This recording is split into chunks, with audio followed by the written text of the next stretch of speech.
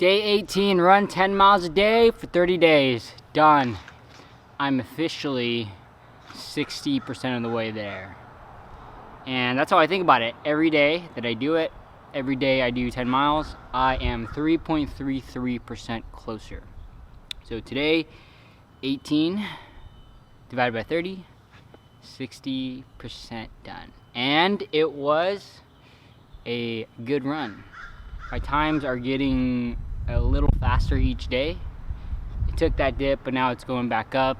Today was faster than yesterday. Yesterday was faster than the day before, and the day before was faster than the day before that. So overall, good run. Just felt good. I don't know what to say. Just been in a good mood lately. I mean, actually, it's really rare when I'm not in a good mood, but yeah, I feel good. Actually, the run went by a lot faster just because I was actually texting my friend James, and we were just talking about investing in the stock market, because he knows I'm in that space. And I actually had a conversation with my friend Kelvin yesterday as well in terms of investing, and that's something that I am super interested in. I'm not necessarily super passionate about it, but I like it a lot. And it's just got me to thinking, like investing, because we were talking about investing in the stock market and what's the difference between a stock, bond, mutual fund, ETF, things like that, index funds. And they're just picking my brain, asking for my opinion, and more than happy to give it to them. And if you want to learn more about the basics of investing, I just suggest you read Tony Robbins' Unshakable. But I digress. And that made me really think about, what's the best investment that I've ever made. And it's super cliche, but the best investment I've ever made is an investment in myself. And I realized that a long time ago, right around, it was like 5 or 6 years ago, where I got out of college. I was overweight, and I started to go to the gym, and that was when I really started my fitness journey. Go to the gym, powerlifting, and then my self-development journey really began. I think that was kind of that inflection point for me, was when I came back from studying abroad from China after college, and just got really into personal development, read a lot of personal development books, anything that I can get my hands on, anything that I could read online, any YouTube videos I could watch to better myself. And since then, it's been an amazing journey, and I am not afraid to invest in myself. So, and I won't cheap out on it either. It's a no-brainer for me if the thing that I am about to pay for is going to help better my life in some way, especially if it's my mindset, especially if it's like my physicality, anything like that. So like a great example would be when I first signed up for jiu-jitsu. Granted, I only stayed there for 9 months, but I went in the first day when I started in San Diego. And I went in for the trial day, and I liked it so much the next day I signed up for a year. I wasn't able to stay the whole year, but then I moved up to Concord, California, and same thing. I went in for the first day at my new gym, and at that point, I was already in jiu-jitsu, and I just really liked the vibe. So I just signed up for 2 years, because it's a no-brainer for me. It's like, I'm going to pay for this no matter what. And same thing, like another example of jiu-jitsu would be, I pay for private lessons. I won't cheap out. Honestly, it's whatever I can do it too. It's not even necessarily I'm going to do it once a week or once every 2 weeks. It's like, if I could do 4 times a week, I would do it.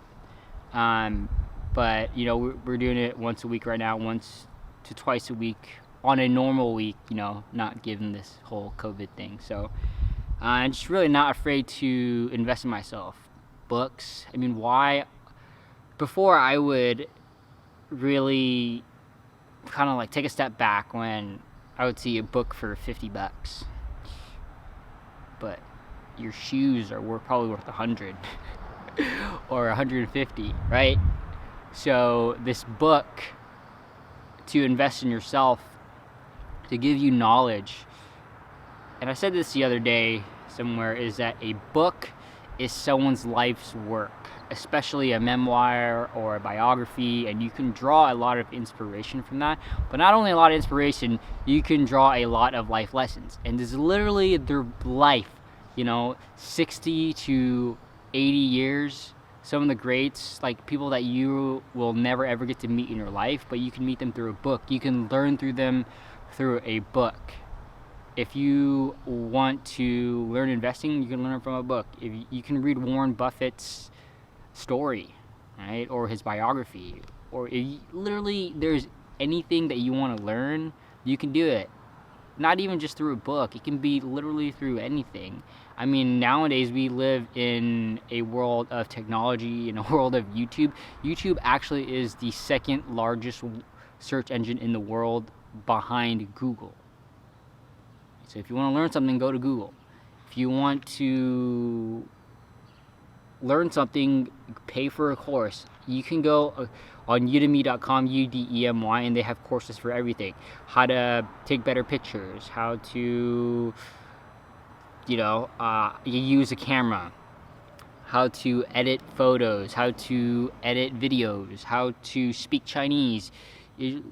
There's no excuse for you not to be learning. Now, if you don't want to, that's a different story. But if you want to get better, there are a crazy amount of tools. So, don't be afraid to invest in yourself. It's well worth it, and it's one of those things where you don't see right away, because you look at yourself in the mirror every single day. But day in and day out, if you put in work, the more books that you read, if you read one book a month, that's 12 books a year. And think about what 12 books a year can do to your brain, how much it can expand it. And do that for any part of your life that you want to better. It's not even necessarily finances, it's not even necessarily drawing inspiration or self-help books. I mean, personally, I love self-help books, but I know they're not for some people. It just doesn't vibe with them, and they just don't really like that type of literature. But you can pick up another book. You can pick up a book on origami. You can pick up a book on finance. You can pick up a book on investing, right? Or whatever it is. There's so much to learn out there. So, don't cheap out. Invest in yourself. I certainly am, and I will certainly continue to do so. I make sure to have some sort of budget, for each paycheck, some sort of budget to dedicate to investing in myself. It can be 10%, it can be 5%, so if you make $1,000, that's 50 bucks. That's 50 bucks, however, for each $1,000. And, go to that seminar, go to that course, buy something online, or simply you can even buy a camera, right? Like for me personally, this camera that I bought, I currently am shooting on, the Canon M50. It was like 500, 600 bucks, but it's an investment in myself because I use it every day. I use it every day now. I'm putting up YouTube videos, right? And I'm getting better speaking, my content's getting better, my editing's getting better, and it just adds to my journey. Now, if you're going to buy something like this same camera, it could not be an investment as well, because if you buy it and you don't use it, what's the point? That's just my opinion though. So don't be afraid to invest in yourself, because you'll get better, you'll get smarter, you'll get more wiser, you'll get more money in your pocket, and overall just be a better rounded person. So hope you all enjoyed that video. If you did, please give it a thumbs up, and if you haven't already subscribed to my channel, make sure you hit that subscribe button. Other than that, see ya tomorrow.